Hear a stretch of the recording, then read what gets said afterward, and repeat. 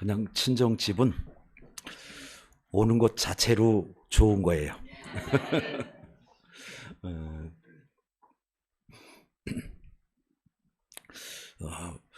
무슨 말씀을 전할까라고 이렇게 곰곰이 생각하다가 내가 가장 은혜 받은 말씀을 전하는 게 여러분도 같이 공감을 하겠다라는 그런 마음으로 오늘 여러분이 너무 잘 아는 본문 말씀을 가지고 이렇게 왔습니다. 그런데 성경은 대충 보면 하나도 이해가 안 돼요. 아, 그렇구나, 그래요.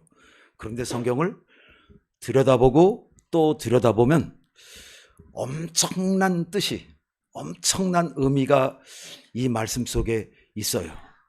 그러니 제가 여러분보다 성경은 조금 더 봤을 것이고 또 이 설교를 위해서 성경을 또 조금 더 들여다보니까 이 말씀 속에 어마어마한 진리가 있더라고요.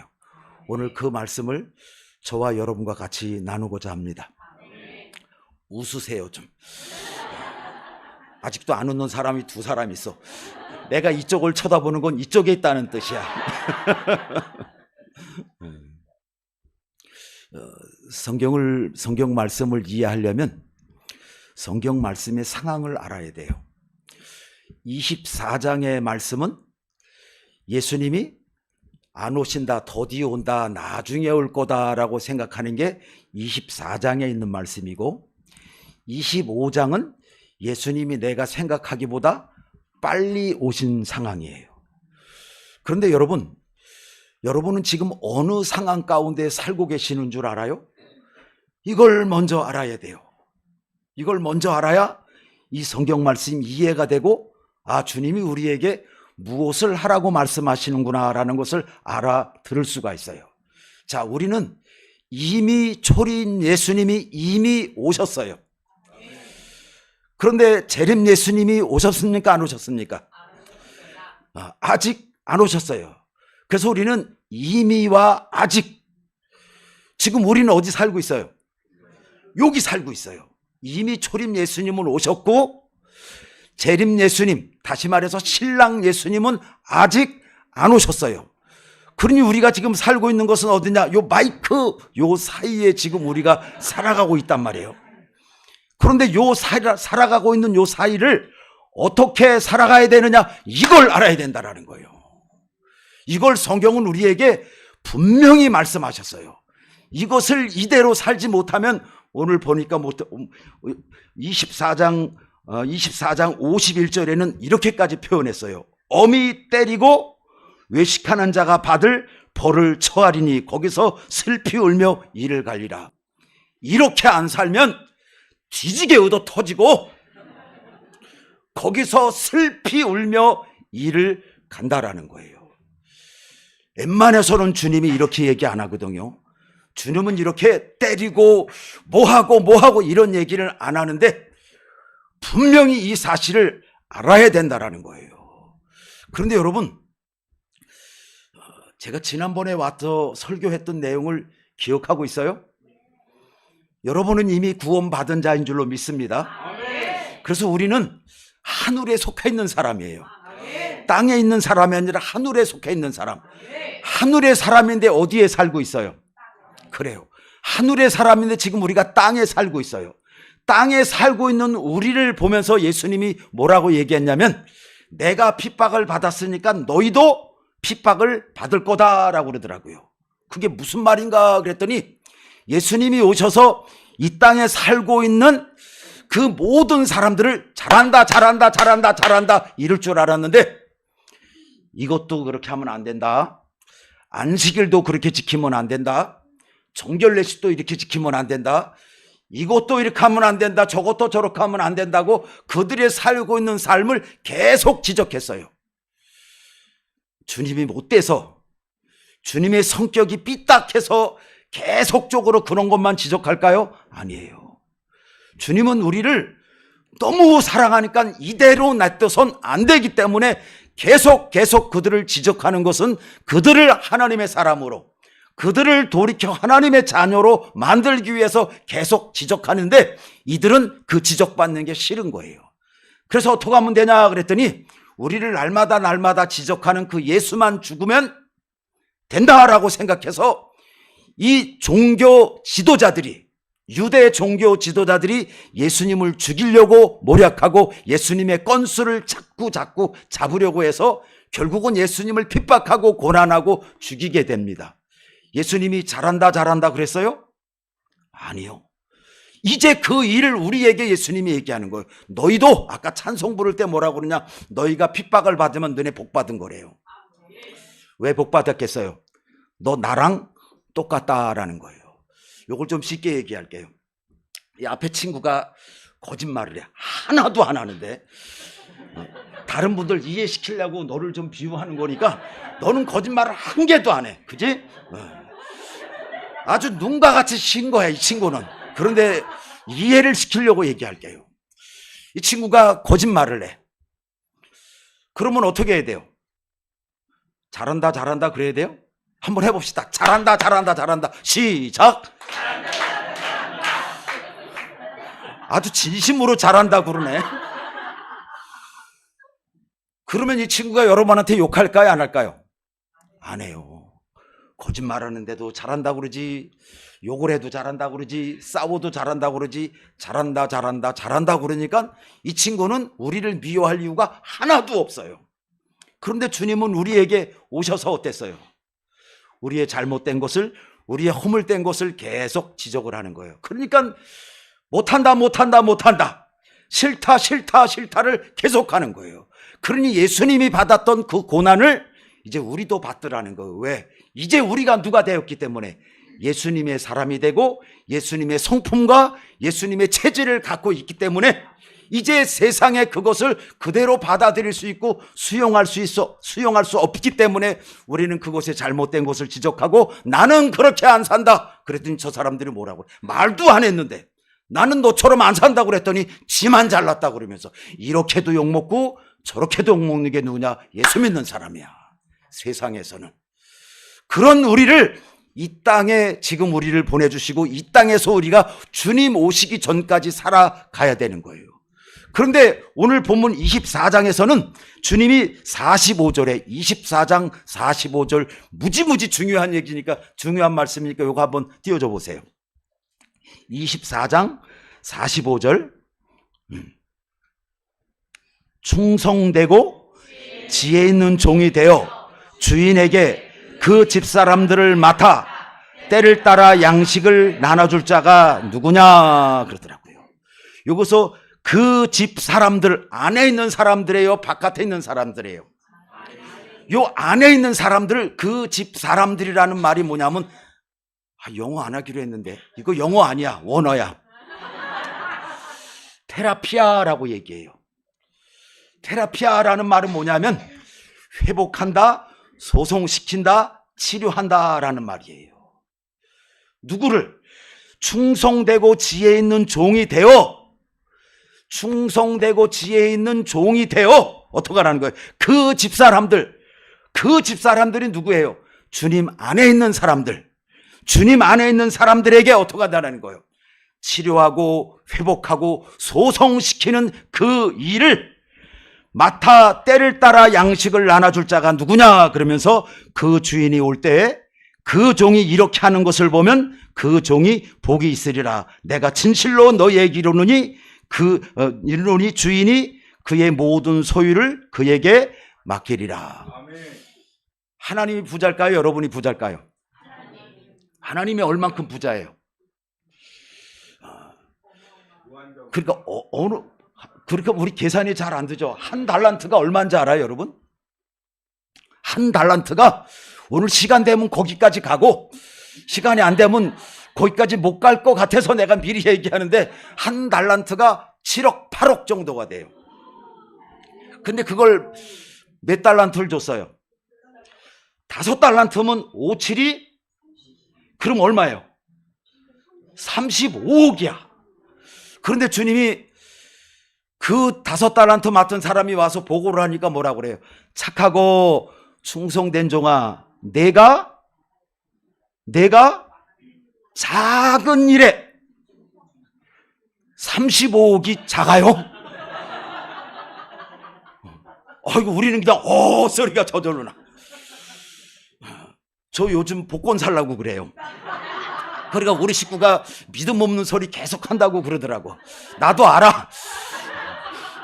근데 오죽 마음이 조금 다급했으면 한 장만 붙어라 그런 마음으로. 근데 안 샀어 아직. 그냥 마음일 뿐이라는 거야. 샀다는 게 아니라. 1억만 있어도 원이 없겠는데 1억을 만들 수 있는 방법이 제게는 없더라고요. 그래서 복권 사면은 뭐 10억 되고 20억 된대. 그러면 9억은 내가 정태호 목사님 주고 1억만 내가 지금 필요하니까 사야겠네, 용기를 내서.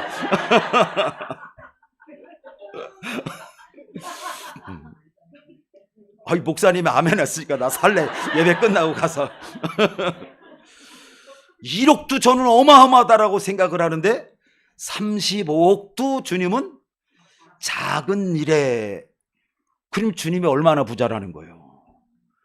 엄청난 부자인 사람에게는 이게 작아 보이는 거예요. 없는 우리에게는 이거지만. 그러니 주님이 어마어마한 부자인데 그 주님이 어떤 사람에게 내 집사람들을 맡아 그들을 돌보고 그들에게 양식을 주는 그 사람, 그 교회에게 다 준다는 거예요. 내 거. 왜 이 말씀을 했느냐?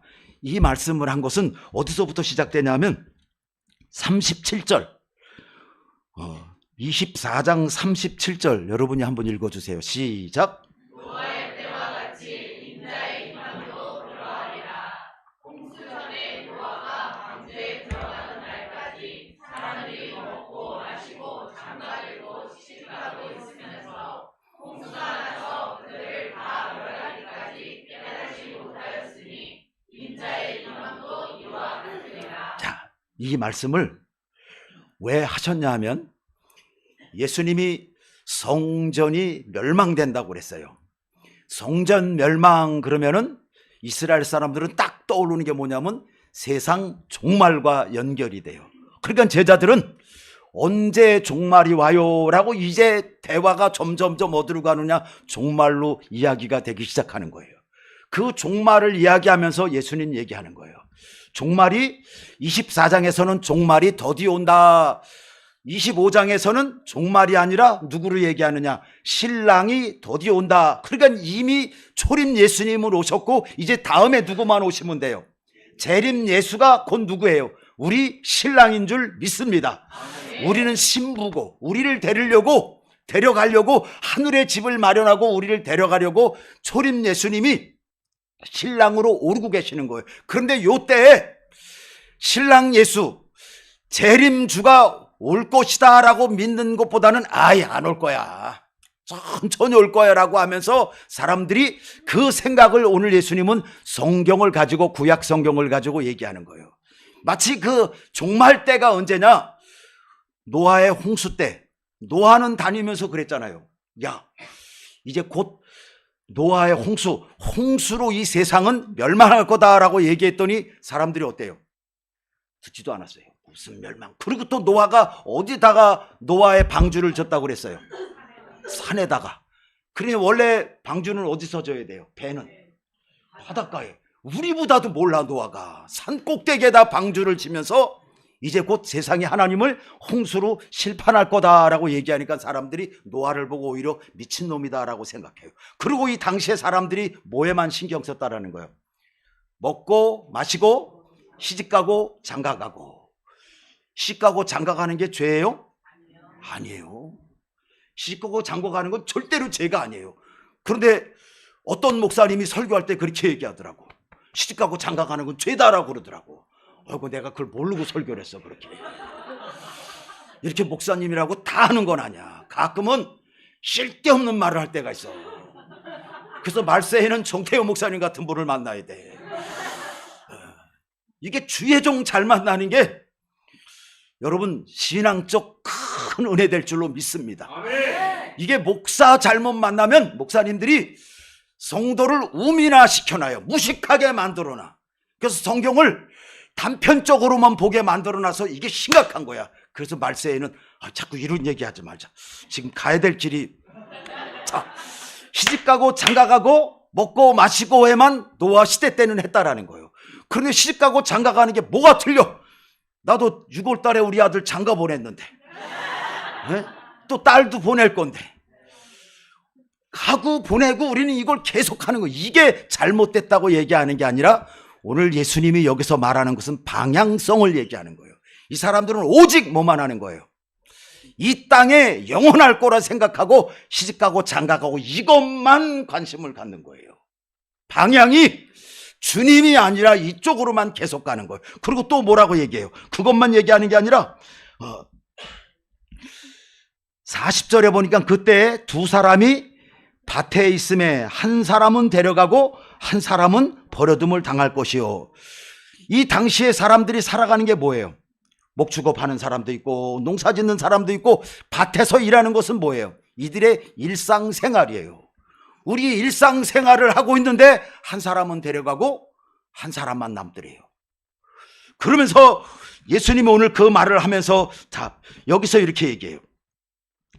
48절, 만일 그 악한 종이 마음에 생각하기를 주인이 더디오리라 하여 어떻게 해요?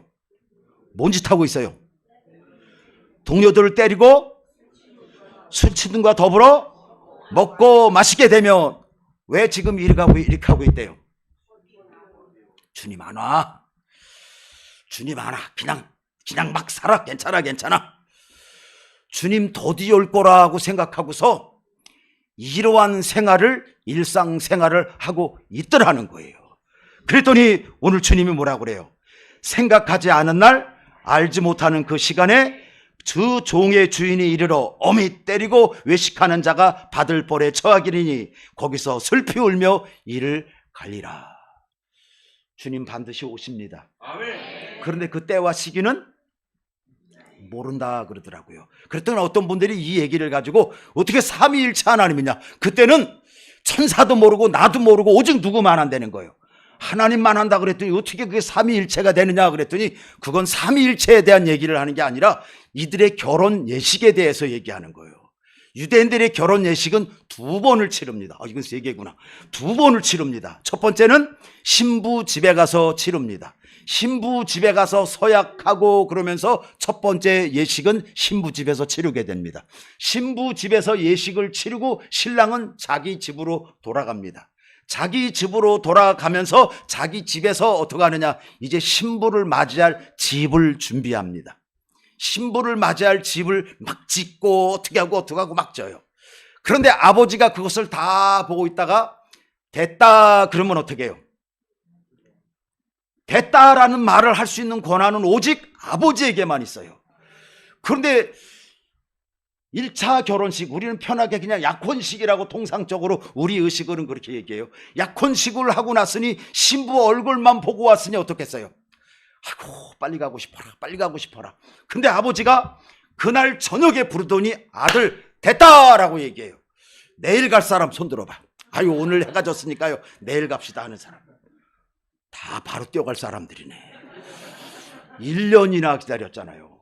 그러니 신랑이 아버지가 됐다라는 말과 동시에 어떻게 되는 거예요? 가는 거예요. 근데 그때와 그 시간이 알아요 몰라요? 몰라요. 신랑은 오직 이 권한은 누구에게만 있느냐? 아버지에게만 있는 거예요. 아버지가 됐다라고 말하면 저녁도 얻었는데 천천히 밥 먹고 아침에 배 두둑한 다음에 그 다음에 출발하라. 그런다고 너 그때 갈래? 아이고 그렇게 갈 사람이 어디 있어요? 그러니까 당장 간다라는 거예요. 그러니까 신부 집에 가면 그게 언제인지 몇 시인지 그게 모르는 거야. 그러니까 신부는 항상 어떻게 하고 있어야 돼요? 준비하고 있어야 돼요. 그 준비하는 25장으로 뛰어 넘어가 볼까요? 25장에는 그 이야기를 하고 있는 거예요. 그때 천국은 마치 등을 들고 신랑을 맞으러 나간 10처녀와 같다 하리니 그 중에 5은 미련하고 5은 슬기는 자라. 미련한 자들은 등을 가지되 기름을 가지지 아니하고 슬기 있는 자들은 그릇에 기름을 담아 듬과 함께 가져갔더니 5절 그래요. 자, 우리는 자꾸 슬기 있는 처녀와 미련한 처녀를 뭐라고 그러냐면 존다라고 하더라고요. 그런데 보면 슬기 있는 여자도 미련한 여자도 전부 다 어떻게 해요? 밤은 왜 있을까요? 아이고 너무 잘하네. 설명할 게 없네. 그냥 밤은 잘하고 준 거예요, 하나님이. 그러니까 밤이 됐으니까 어떻게 돼요? 버티다가 아이고 졸린 거예요. 자고 있는데 그때 누가 온다고 그래요? 신랑이다 라고 이렇게 소리가 나서 어떻게 돼요? 신랑이다 라고 소리를 듣고 뭐라고 그래요? 밤중에 소리가 나되 보라 신랑이로다 맞으러 나오라 하며 그 이에 그 처녀들이 다 일어나 등을 준비할세. 등을 준비한다라는 이 말이 뭐냐면 등불에 심지를 올린다라는 거예요. 심지를 올리면 뭐가 밝아질까요? 불불이 더 밝아져요. 그런데 등불이 점점점 꺼져가요. 뭐 때문에 꺼져갈까요? 그렇지. 아이고 등불 다 켜봤나 보네.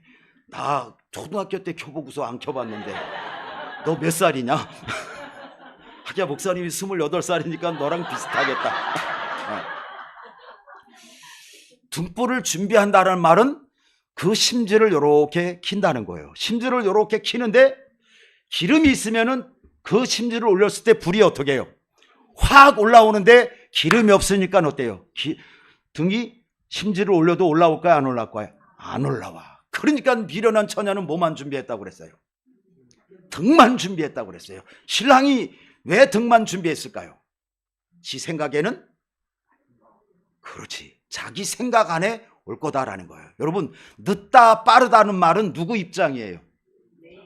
그렇지. 아이고 설교 끝. 오늘 안 해도 되네. 다 알아들었네 뭐 벌써. 내 입장이에요. 내 입장에서 빨리 온다 늦게 온다라고 얘기하지 신랑 입장에서는 어때요? 정확히 자기 시간에 가는 거예요. 그러니까 신앙생활은 자꾸 우리 입장으로 하는 게 아니라 주님 입장으로 하는 거예요. 착하고 충성된 종아라고 얘기하는데 착하고 충성된 종이라는 그 말은 뭐냐? 주의 말씀에 순종하고 따른다는 얘기예요. 그 사람은 내 계획 내 뜻이 있을지라도 다 내려놓고 주님이 말씀하는 그 계획 주님이 말하는 그 뜻대로 움직이는 거예요. 그런데 이 사람들은 미련한 처녀는 뭐냐? 지가 자기가 머릿속에 다 집어넣어. 아무리 늦어도 이때는 올 거야. 밤에 올 신랑이 어디 있어? 네가 신랑 대봤냐? 신랑은 밤이고 뭐야 그냥 천리길도 달려갈 판인데 지는 자기 혼자 이때는 안 올 거야 이때쯤에 올 거라고 이러고 하고 말더라는 거예요. 그런데 신랑이 그 늦은 밤에 올 줄을 누가 알았겠어요? 신랑이로다 라고 하니까 등을 옆에 기름을 준비한 여인들은 어때요? 그 기름을 등에다 이렇게 붓고 불을 이렇게 펴요. 그랬더니 그 미련한 처녀들이 뭐라고 얘기해요? 나에게 기름을 좀 빌려달라 그러더라고요. 은하 같았으면 줬을 거야. 그럼 너네 둘이 똑같이 지옥 가는 거야. 이게 줄 수가 없는 게 오늘 성경도 그러잖아. 주면 나도 부족하고 너도 부족하다. 그러니까 어떡하려고 그래요? 파는 사람들에게 가서 사라 그러더라고요. 이 말이 또 좀 문맥상 이해가 안 되는 것 같아요. 지금 시간이 어떤 시간이에요? 밤늦은 시간이잖아요. 그럼 어디 가서 살라는 거예요? 그런데 이게 유대 나라는 결혼식을 일주일을 합니다. 일주일을 하면 그 결혼식이 동네 잔치예요. 동네 축제가 돼요. 동네 잔치고 먼 곳에서 사람들이 그 잔치 때문에 엄청나게 많은 사람 오니까 이 당시에 24시 편의점이 다 여는 거야. 이때는 모든 가게가 다 열어요. 사람들이 많이 와서 필요를 따라서. 그래서 예수님이 그 시대의 문화를 따라서 가서 기름을 사와라 라고 얘기해요. 그래서 이 미련한 처녀들이 기름을 사러 간 사이에 어때요? 주님이 오셨어요. 그런데 이렇게 얘기하더라고요. 10절에 그들이 사러 간 사이에 신랑이 오미로 준비하였던 자들은 함께 혼인잔치에 들어가고 문은 닫힌지라. 이제 기름을 등불을 불을 이렇게 비춰서 신랑이라고 신랑하고 같이 집에 들어갔어요. 해피라면 곧 떨어졌을 때 그때 와갖고 딱 들어왔는데 자 11절에 이렇게 얘기해요. 시작.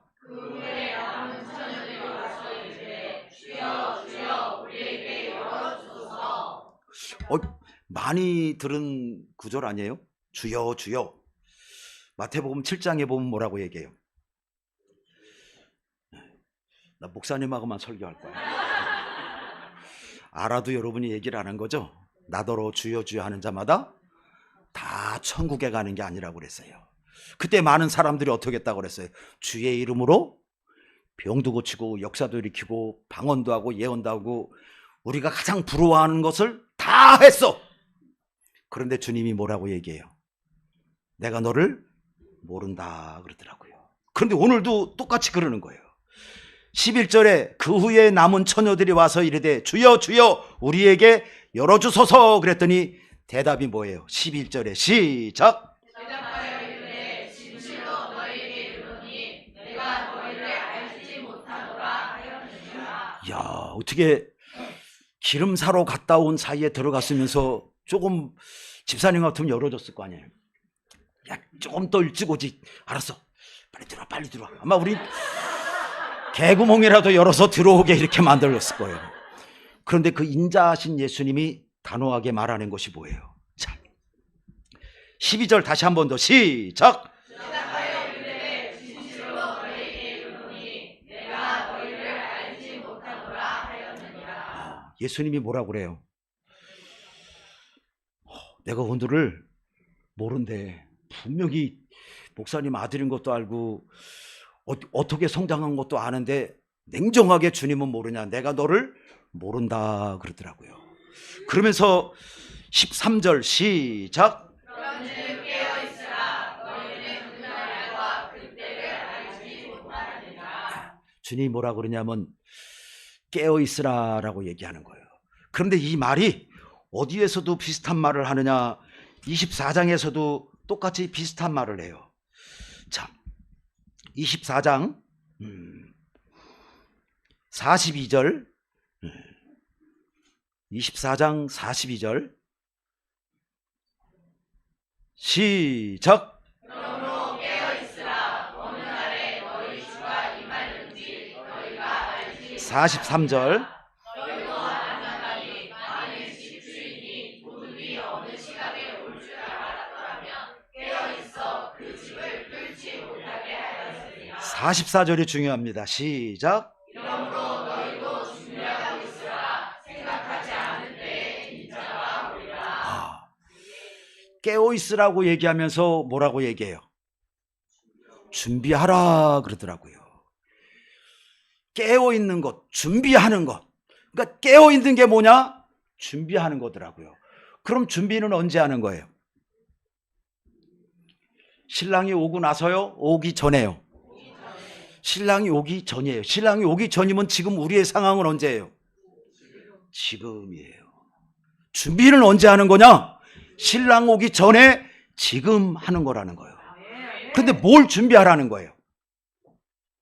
기름을, 지름을, 사투리 또 쓰죠. 지름이라고. 기름을 준비하라는 거예요. 언제? 지금. 그런데 이 기름이라는 용도가 무엇인가 그랬더니 구약 성경에서 보면은 성소 안에 촛대가 있어요. 7개의 촛대가 있는데 거기에다가 어떻게 해요? 정제된 기름을 넣고서 그 7개 촛대를 이렇게 비춰요. 그런데 그 옆에 또 뭐가 있어요? 감사에 몰라서 그 옆에는 떡상이 있어요.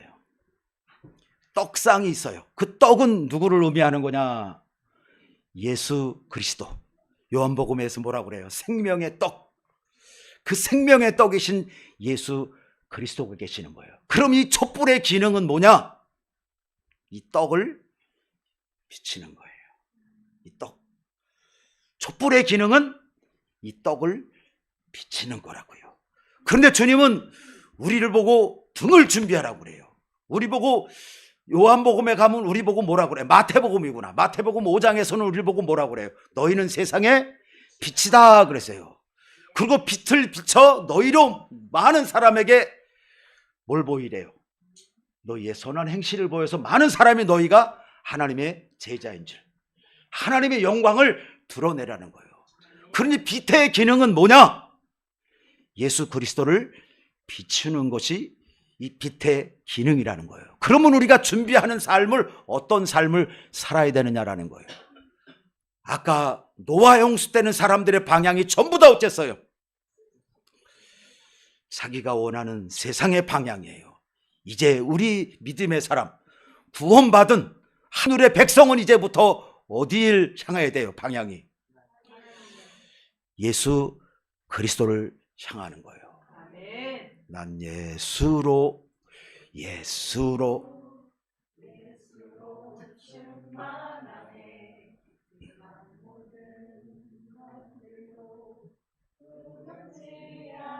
아싸 됐어 거기까지.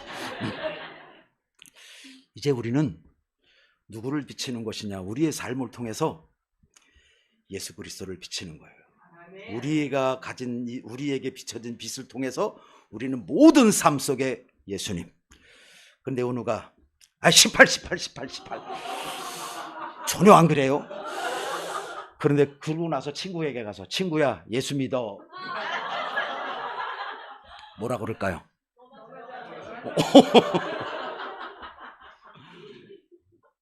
우리가 지금 이 땅에 살아가는 삶이 선교적 삶을 사는 거예요.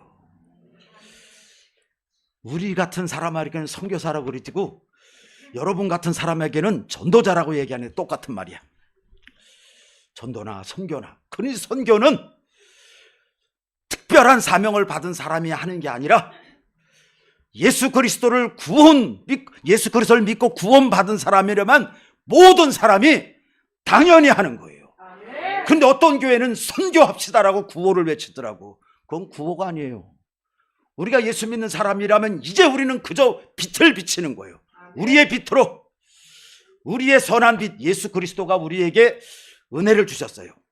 우리가 왜 예수로 살아요? 예수님이 나의 주인이 되고 예수님이 나의 왕이 되고 예수님이 모든 내 삶을 그분이 통치하시고 그분이 다스려 주니까 우리는 행복하잖아요. 그 행복한 빛을 가는 거예요. 은우야 예수 믿어. 그래도 우리는 어떻게 해요?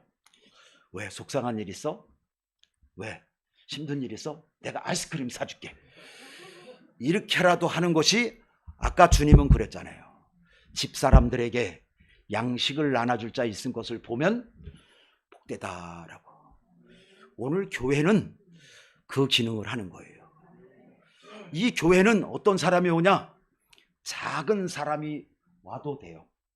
그런데 세상은 물질로 큰 덩치로 살아가는 나라는 작은 거 우습게 여겨요. 작은 거를 귀하게 여기질 않아요. 그런데 주님은 누구의 친구였어요? 죄인들의 친구, 세리의 친구예요. 세리와 죄인들은 그 당시 누구였어요? 가장 작은 자, 인간 취급도 안 해주는 사람들. 왜 그 사람들은 그 사람을 인간 취급을 안 해줬을까요? 물질의 세계는 뭐가 심이냐? 큰 게 심이에요. 많은 게 심이에요. 마가복음에 보니까 예수님이 고라사 지방으로 갔더라고요. 고라사 지방에 갔더니 누구를 만났느냐 그랬더니 해피라면 군대의 귀신 들린, 군대의 귀신 그랬더니 거기에 우리나라 풋노트에 뭐라고 썼냐면 레기온이라고 썼어요. 레기온은 로마 군단의 표시예요. 로마 한 군단 한 연대가 몇 명이냐 그랬더니 최소 6천에서 10,000명이라는 거예요. 근데 성경에서는 6천 정도만 선택을 했어요. 귀신이 한 마리만 들어가도 정신 못 차릴 텐데 몇 개가 들어갔어요? 6,000개 들어갔어요. 그리고 귀신도 자기가 좋아하는 데가 있나 봐. 예수님에게 뭐라고 부탁해요? 아니 그 전에 얘기한 게 있다? 나를 여기서 떠나지 말게 해달라 그러더라고요. 내가 그걸 보고 귀신도 지 좋아하는 데가 있더라고요. 자기가 머물고 싶은 데가 있더라고요. 왜 고라사 지역에 귀신이 머무느냐? 고라사 지역은 대가볼리 지역이에요. 대가볼리라는 것은 대가는 10개, 볼리는 마을이라는 말이에요. 10개의 작은 가난한 마을을 합쳐놨어요. 그리고 로마가 통치하는데 거기다 뭘 갖다 놨을까요? 그렇죠. 신을 갖다 놓는 거예요. 자기들의 로마 신을 갖다 놓고 로마 신은 재물을 뭘로 받느냐? 돼지로 받아. 로마 신. 그 돼지가 풍요고 돼지가 부유라고 해서 로마의 신, 그 제우스 신에게 바치는 것은 돼지예요. 그러니까 그 지역에는 뭐가 많을까요? 돼지를 기르면 기를수록 뭐가 생겨요? 돈이 생기는 거야. 그러니 한 마리 두 마리 갖고는 어때요? 떼돈 벌려면 많이 기르는 거야. 그러니까 그 나라가 지배하고 있는 건 뭐냐? 크다라는 게 지배하고 있어요. 그러니까 돼지를 길러도 한두 마리 기르는 건 어디다 갖다 대 그래. 제가 개척교회도 해봤는데요. 노회도 여러 군데 가봤는데 의장! 이렇게 말하는 사람은 몇 명 이상 모이는 교회일까요? 우리 정태호 목사님은 찍소리도 못했어. 요즘은 찍소리 하는지 몰라도 내가 노회를 안 가봐서. 작은 교회 목사님들은 사실 그렇게 발언권이 없었어요. 그리고 작은 교회 목사님들은 스스로 뭐라고 생각하냐면 나는 실패한 목회자다라는 이런 생각을 은연중에 갖게 돼요. 그래서 교인이 많아지면 마치 하나님의 교인이 지 교인인 양 뻐개면서 의장 이렇게 얘기하고, 한 마리 양도 하나님의 양이에요. 이런 것이 지배했던 시적이 로마의 시대예요. 그러니 돼지를 길러도 2,000마리 이상을 기르는 거예요. 그러면 귀신이 들어가도 어때야 돼요? 군대 귀신 정도 들어가야 귀신 들렸지 이래. 큰 곳에 그들의 매력이고 큰 곳에 잠겨있는 그 로마 지역이에요. 그러니 그 지역에 예수님이 찾아가서 한 사람, 그 군대 귀신 들린 한 사람을 고쳐내기 위해서 예수님이 의지적으로 일부러 어떻게 하느냐? 고라사 지역에 가는 거예요. 이게 예수님이에요. 그러니 여러분이 힘들고 어려울 때 아이고 나는 봉사도 못하고 나는 뭐도 못하고 예수님 나에게 오겠어. 천만의 말씀이에요. 예수님은 여러분을 반드시 찾아갈 줄 믿습니다. 아멘. 여러분의 작은 소리도 다 들어요. 그러니까 어디서든지 기도하세요. 어느서든지 어떤 장소든지 기도하세요. 주님은 눈은 여러분을 쳐다보고 있고 귀는 여러분만 듣고 있어요. 무슨 말 하나, 제가 무슨 일 안 당하나, 주님은 우리만 찾고 있고 우리만 쳐다보고 있는 거예요. 그 거라사 지역에 그 한 명 고쳐놨더니 그 한 사람이 어떡할까요? 조용히 해라, 따라온다는 거 따라오지 말라 그랬더니 지가 동네에 가서 어떡할까요? 소문을 타네. 소문 내지 말라고 그래도 소문을 타네. 근데 은우야, 왜 소문 내지 말라고 그랬는지 알아? 귀신도 예수님에게 뭐라고 얘기하는 줄 알아? 지극히 높으신 하나님의 아들이라고 얘기해. 나는 그게 정상적인 줄 알았는데 내가 아까 얘기했잖아. 성경은 또 들여다보고 또 들여다봐야 된다고.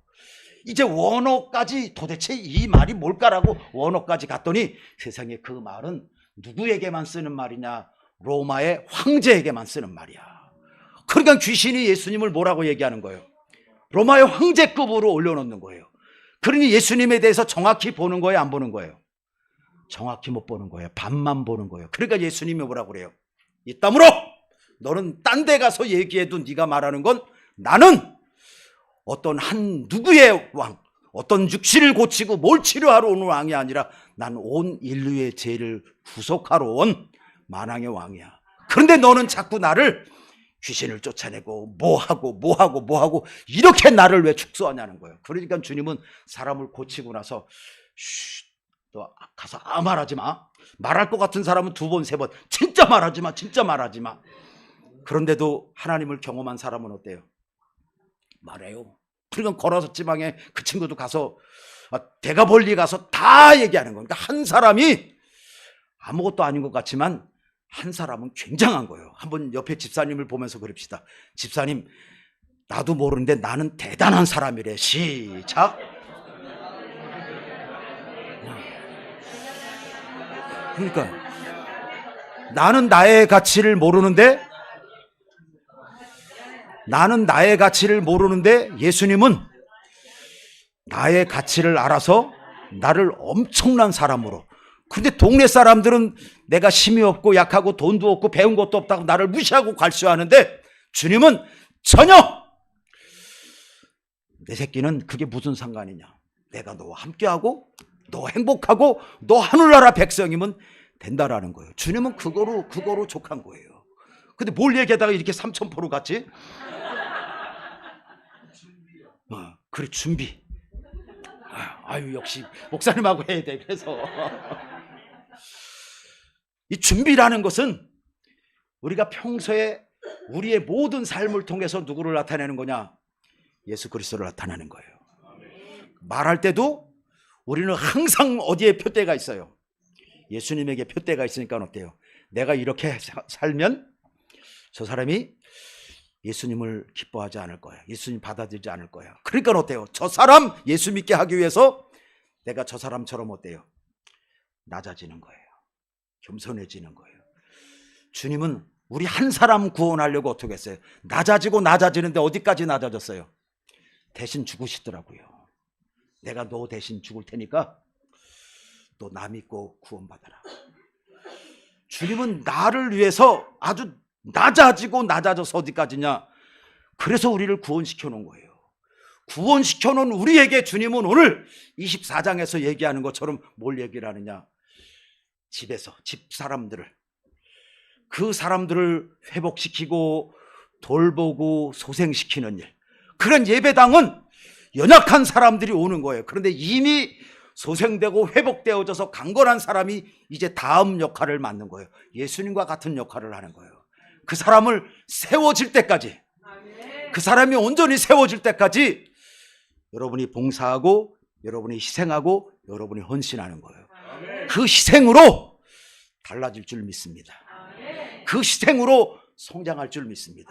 그러면 그 사람이 또 서서 다음에 오는 사람을, 전에 나를 그렇게 섬겨주고 나를 참아줘서 내가 이렇게 신앙생활 했지, 그래 나도 이 은혜를 갚자, 그러면서 다른 사람이 손잡아주지도 않는 사람, 다른 사람이 대화해주지 않는 사람들을 가서 대화해주고 손잡아주는 거예요. 누가 이 손을 잡아줄까요? 주님을 만난 사람, 주님을 경험한 사람. 이 사람이 누구냐? 기름 준비된 사람이라는 거예요. 이 기름 준비된 사람은 주님 언제 와도 어때요? 괜찮아요, 주님 아무 때나 오세요, 그래. 그런데 아직 준비 안 된 사람들은 뭐라고 그러냐? 주님, 제가 조금 더 정신 차리고 예배당 가고요, 정신 차리고 신앙생활하고 그때 오세요. 지금 오면 안 돼요. 그래. 왜? 이제까지 정신없이 살았거든. 저쪽을 자꾸 향해 살았거든. 오늘 이 말씀을 통해서 주님은 그 나라를 이야기해 줍니다. 그러니 여러분, 이제 오늘도 참 감사한 게 지난주 못 뵀던 분이 이번 주도 뵈게 되니까 또 새로운 분들이 오셨어요. 여러분들이 그만큼 헌신하고 봉사하고 희생한다는 뜻일 줄로 믿습니다. 여러분의 헌신하는 손이 예수님 같은 손, 예수님 같은 마음이면 이 지역 사람은 부평 우리 교회로 땡 잡은 거예요. 체리교회 요즘 부흥됐어요? 두 분이 부흥되면 그건 시간 문제야. 그건 시간 문제야. 여러분이 은혜로, 두 사람이 은혜로 꽉 차고 예수로 꽉 차면 이거 지나가던 동네 사람들을 붙잡고도 얘기하고 싶어져. 할머니, 내가 조금 아름다운 이야기를 하나 들려드릴까요? 내가 경험한 예수님을 말을 안 할 수가 없어요. 그런데 그 말하는 게 뻥이 아니라니까, 사실이라니까요. 그 사실을 자꾸 전하게 되는 거예요. 그래서 다음에 내가 목사님하고 이야기할 기회가 되면, 아이고 교회가 좁아서 새로 져야겠어요. 그래서 구옥이 필요하구나. 또다시 복권으로 가네. 하여튼 여러분의 섬김과 헌신과 봉사가 이 교회를 세워갈 줄로 믿습니다. 그러니 이 봉사 헌신하는 사람도 말씀이 없으면 봉사하다가 중간에 멈춰요. 그러니까 모든 우리 삶의 가장 근본이 어디에 있어야 되냐? 말씀 위에 있어야 돼요. 내가 이렇게 전도하는 이유도, 내가 이렇게 봉사하는 이유도, 난 이 교회 온 지 몇 달도 안 됐는데 맨날 나보러 전도하래, 맨날 나보러 부흥일하래. 그 바탕에는 그리스도의 말씀이 없으면 그 일이 조금 지나면 지치고 불평하고 원망하게 돼요. 그런데 그 말씀이 내 근거가 되면 다 안 해도 나 혼자 해요. 교회 재정 안 돼도 내가 돈 벌러 다녀서 벌어갖고 해. 이게 주님을 아는 사람, 주님을 경험한 사람의 삶이더라고요. 제가 지금 보니까 부평 우리 교회는 그런 교회인 줄로 믿습니다. 그래서 점점점 이 지역의 모든 영혼을 살려내고 일으켜내는 힘 있는 교회, 생명 있는 교회, 주님이 가진 것 다 주고 싶은 교회. 부평 우리 교회 뭐가 필요하냐? 뭐가 필요해? 아이고, 어느 집사님에게 그거 다 줘서 그 집사님에게 주면 그걸 다 이쪽 통로로 쏟아낼 만한 집사님을 딱 발견하면 하나님은 그 사람에게 다 주고 그 통로가 일로 와버릴 거예요. 그런데 그 사람에게 주면 그 사람의 주머니에 들어가면 그럴 것 같아. 하여튼 주의 은혜가 넘쳐나는 교회 되시길 주의 이름으로 축원합니다.